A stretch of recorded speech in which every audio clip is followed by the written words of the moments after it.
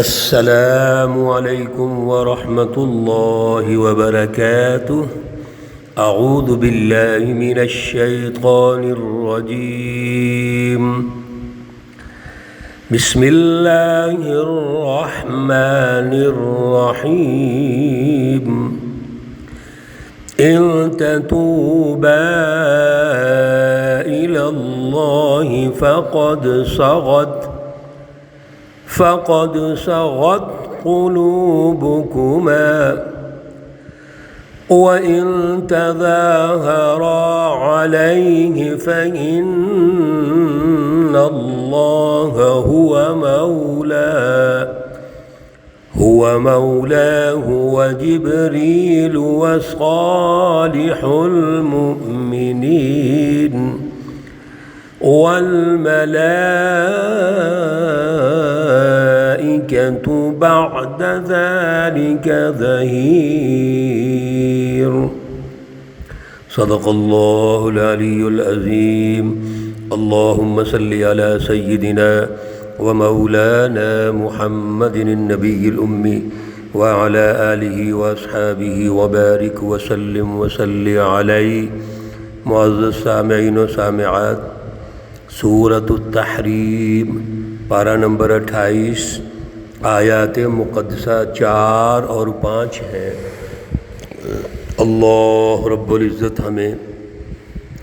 ان آیات کا فہم اور شعور عطا فرمائیں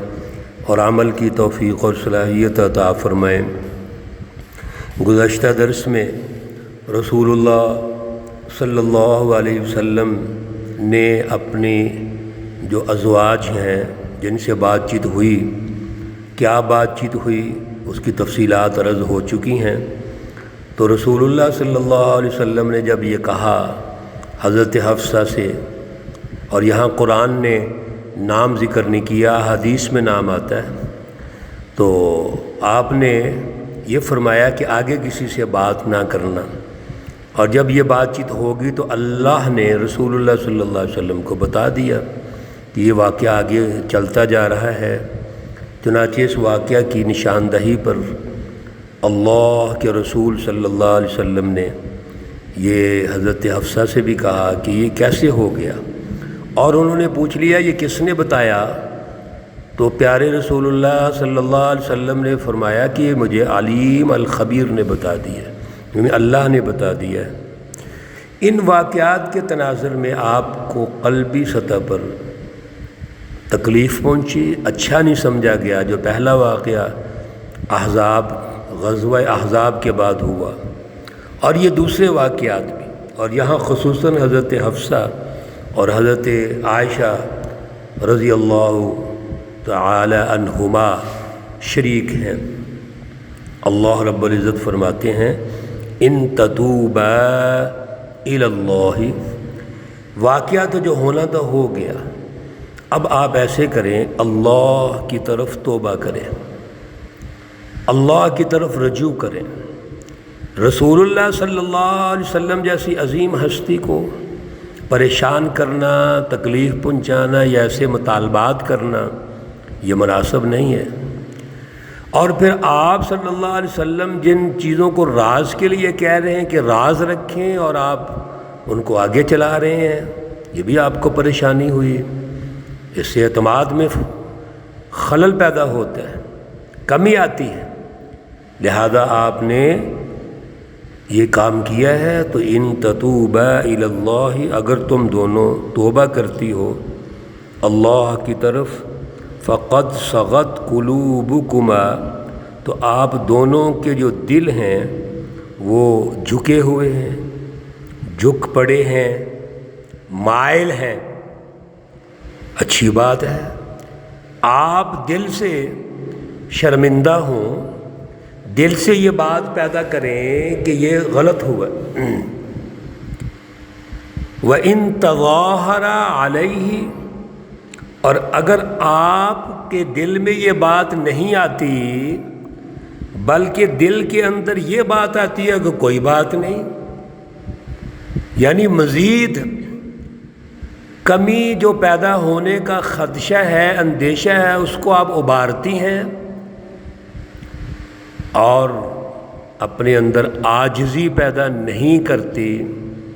پھر فَإِنَّ اللَّهَ، بس بے شک اللہ تعالیٰ،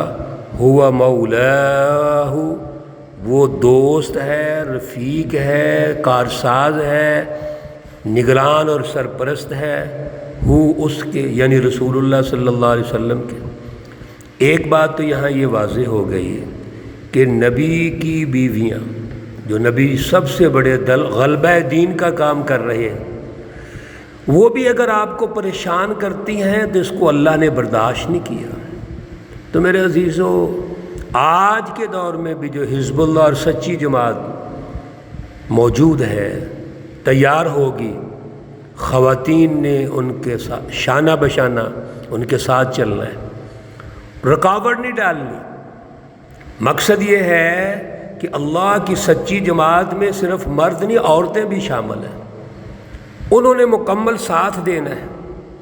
اور اگر کوئی غلطی ہو جائے تو فوراً اللہ سے توبہ کرنی چاہیے، اللہ کی طرف رجوع کرنا چاہیے، اپنے دلوں میں عاجزی پیدا کرنی چاہیے۔ یہاں حضرت حفصہ اور حضرت عائشہ کو یہ کہا جا رہا ہے، یہ تثنیہ کی ضمیریں ہیں، اور یہ کہہ دیا کہ اگر آپ ایسا نہیں کرتی، یعنی دل کے اندر کوئی بڑائی ہے، کوئی نسبی مسئلہ ہے، یہ مسئلہ ہے کہ جناب ہم نبی کی بیویاں ہیں، تو پھر سن لو، ان اللہ ہوا مولاہ، اللہ آپ کے مولا ہیں، رفیق ہیں، اور جبرائیل علیہ السلام بھی آپ کے رفیق ہیں، وصالح المؤمنین، اور مومنوں میں سے سب سے زیادہ نیک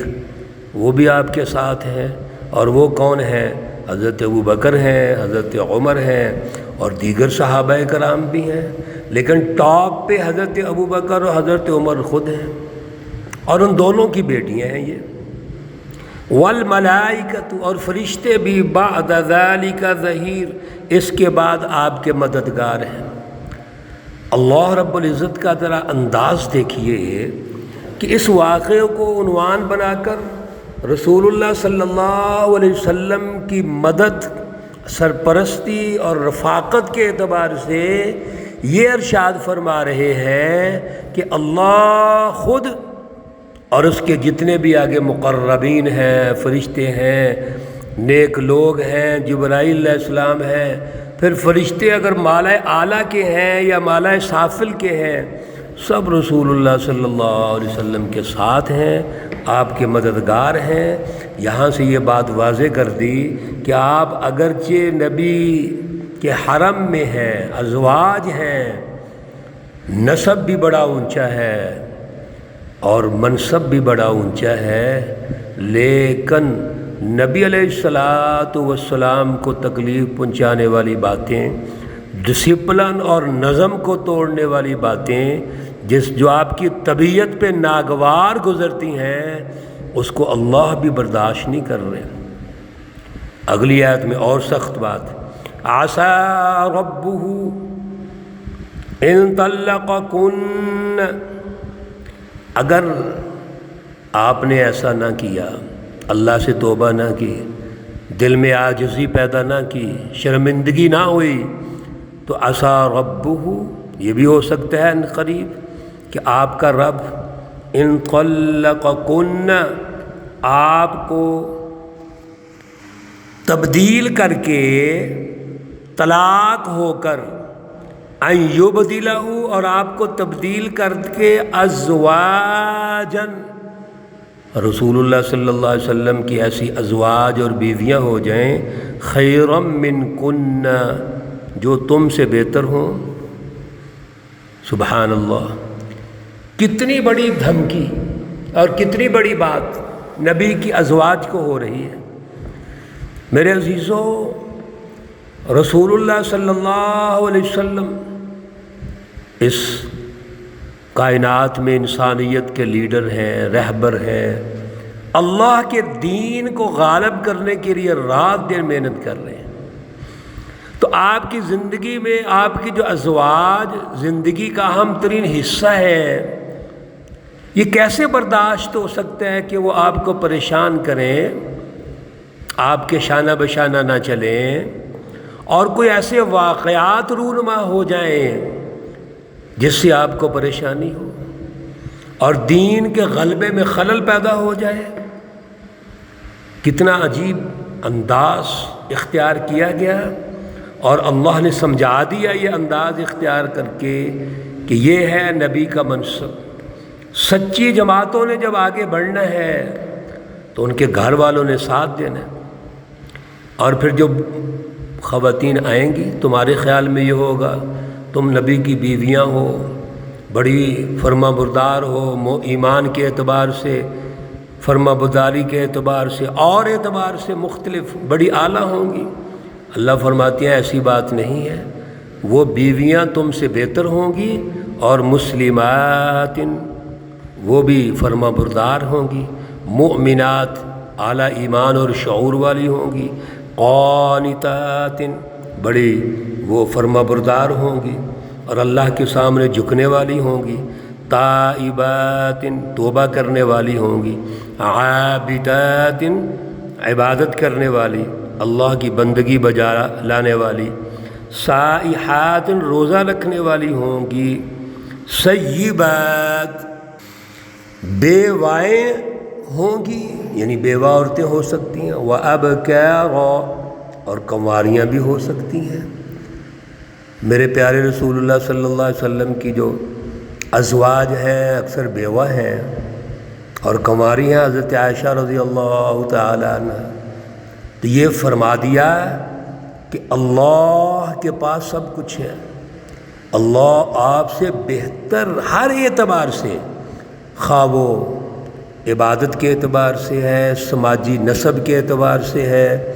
کسی شہرت کے اعتبار سے ہے، تقوی کے اعتبار سے ہے، وہ تم سے بہتر ہو سکتی ہیں، لہذا فوراً توبہ کرو۔ اور یقیناً امہات المومنین کا درجہ بہت اونچا ہے۔ جب یہ باتیں ہوئیں، آیات کریمہ نازل ہوتی ہیں تو فوراً انہوں نے توبہ کی، اللہ کے سامنے روئیں، گڑ گڑائیں کہ جو کچھ ہم سے ہوا یہ غلط ہوا ہے، یا اللہ ہمیں معاف فرما۔ اور رسول اللہ صلی اللہ علیہ وسلم سے بھی معاہدہ ہوا کہ آئندہ ایسا نہیں ہوگا، اللہ سے بھی معاہدہ ہو گیا، اور ایسا ہی ہونا چاہیے تھا۔ امہات المومنین کا جو وقار ہے، احترام ہے، عزت ہے، یہی ہے، اعلیٰ تقویٰ تھا۔ میں نے عرض کیا ان واقعات کے نتیجے میں تربیت ہماری ہو رہی ہے کہ ہم آج کی جو خواتین ہیں، ہماری مائیں اور بہنیں، انہوں نے بھی دین کے غلبے کے لیے جد و جہد کرنی ہے۔ یہ صرف مردوں کی ڈیوٹی نہیں، اور اگر مرد اللہ کے دین کو غالب کرنے کے لیے رات دن محنت کر رہے ہیں تو ان کو پریشان کرنے کی بجائے ان کا ساتھ دینا ہے، قربانی دینی ہے، خاندانی طور پہ بھی قربانیاں دینی ہیں، سماجی سطح پہ بھی قربانیاں دینی ہیں۔ اور امہات المومنین سمیت صحابیات تو غزوات میں بھی شامل رہی ہیں، سب صحابیات شامل تھیں، خود ازواج النبی شامل ہوتی تھی۔ اس لیے میرے عزیزو بڑی اہم گفتگو ہے، اس تناظر میں ہمیں اس کو سمجھنا ہے، توجہ رکھنی ہے۔ اللہ ہمیں اعلیٰ شعور اور فہم عطا فرمائے۔ اللہ رب العزت تمام بیماروں کو شفائے کاملہ عاجلہ مستمر عطا فرمائے۔ اللہ رب العزت تمام مرحومین و مرحومات کو جنت الفردوس میں اعلیٰ مقام عطا فرمائے۔ ربنا تقبل منا انك انت السميع العليم وتب علينا انك انت التواب الرحيم، وصلى الله تعالى على النبي الأمي محمد وعلى آله وأصحابه أجمعين برحمتك يا أرحم الراحمين۔ السلام عليكم ورحمة الله وبركاته۔